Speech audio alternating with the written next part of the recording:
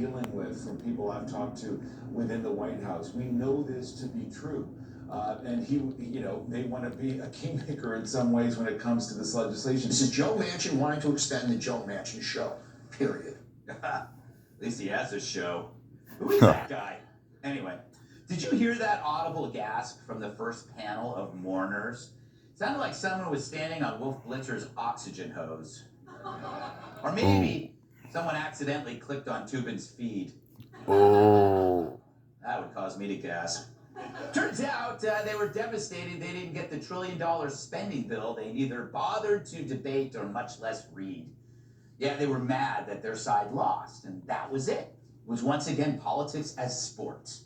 And they bet 20 grand on the heavily favored team, and they lost. And like the crybabies they are, they lost and wanted to take their ball and go home. Although in Stelter's case, it was probably a meatball. Definitely. Because he likes to eat. Just in case you didn't get it.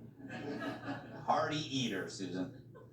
And poor Jennifer Rubin, one of the truly broken casualties steamrolled by Trump. She wrote that democracy is now hanging by a thread, which is exactly how your family will find you in the basement if you ever read her on a regular basis. That crackpot's been wrong more times than Boris Johnson's barber. She makes no sense. Manchin operated just as our political system should. It's a republic. He stood up to both the hard left progressives and the media's hysterical pressure and told them to shove it up their collective puckered asses. Amen. It's just a biological description. He put his constituents first. You know, those rubes that the media despise. Loathsome gasbag Bette Midler described West Virginians as, quote, poor, illiterate, and strung out. All things you'd have to be to sit through one of her movies. I'd rather be waterboarded with Mountain Dew than watch beaches. Yeah, I don't care. She's a What's she gonna do to bitch. me? Later, she was forced to apologize for saying what she believed and what the media, entertainment, and academia believe too, that they're smarter than all of you. But of course they aren't. They're stupid. I mean, who mourns for the death of a bill that they didn't even read? And the bill sucked from the start. It's based on a strategy meant to make it impossible to analyze. Fact is, everything the government produces is gigantic on purpose, including their mistakes. You know, it's like an insurance company that puts you on hold. The goal is to wear you down so you give up. Remember this great line? We have to pass the bill so that you can find out what is in it away from the fall. What a moronic statement. Yeah, And it you passed. have I to couldn't pass believe to it. see what's in it.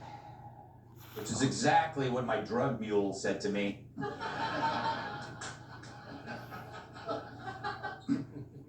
R.I.P. drug mule. Pay first, then see what you're getting. I don't know, that logic doesn't work in the real world, does it? No. Let's try.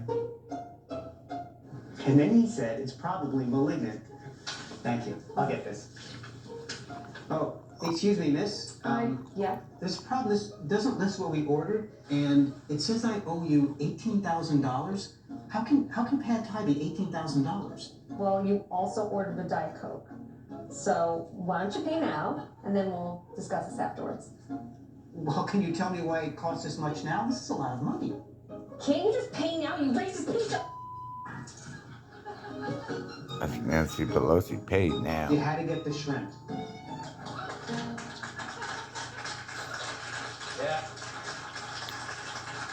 But there is a bigger picture here. When Biden ran for office, he had to clear a very low bar.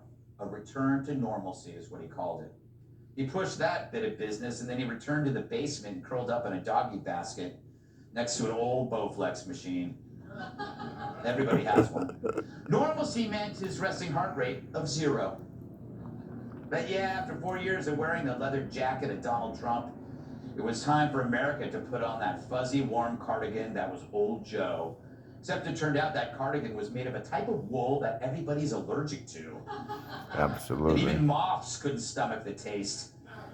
With soaring inflation and escalating crime waves still denied by the Democrats, and a pandemic panic worsened by a befuddled president, a new poll finds that 70% of voters call this a bad year, though they're half saying it was awful for them personally.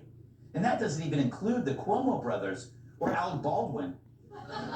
Oh, Of course, that poll is from Fox News, so you know it's gauging how the voters feel and not the politicians or the media. And it shows yet another record low for Biden. So how's that for normalcy? Others in the media don't look at it this way. They don't ask you about it. When they see that you're suffering, they frame it as, how does it affect the party we support? That's why they ignored the crime wave, because it was bad news for them, even though it was bad news for everyone, including you. Politico worries that Dems will lose at least one, if not both, houses of Congress in the midterms, while average Americans worry they'll lose their real houses as the economy tanks. It says everything, that the media warns a bill that would have taken inflation to new heights because it meant their party lost. Everything is how it will affect their party, their bottom line.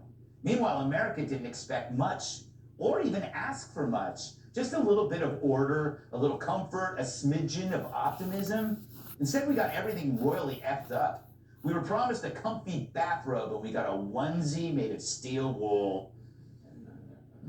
Sounds kind of good at this point. Period.